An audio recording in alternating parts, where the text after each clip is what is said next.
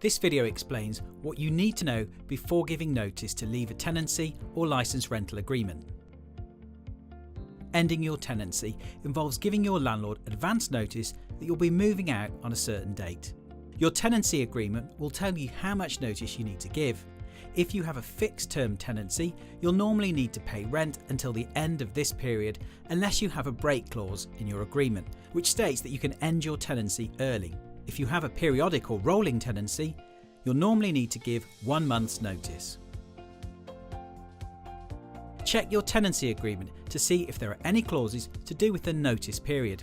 Always try to send your notice as early as you can, or at least a full month before the next tenancy period begins.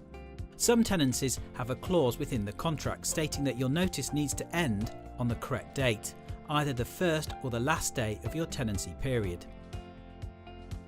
In this example, the tenancy runs from the 6th of the month to the 5th of the next month. So to end your tenancy on the 6th of February, you'll need to give your notice on or before the 6th of January.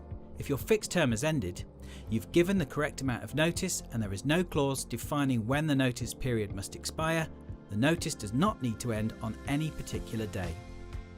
Ending a license involves giving your landlord 28 days advance notice in writing. The notice must end on the last day of your rental period, so the day before you normally pay rent. If you have a fixed term license, you'll need to remain or pay rent until the end of the fixed term unless there is a break clause in the agreement, allowing you to give notice to leave early. You're liable for the rent until you vacate the property. If you vacate early, you will still be liable for the rent until the end of the fixed term. For excluded licenses, there might be a shorter notice period and you might not need to end your notice in line with your rental period.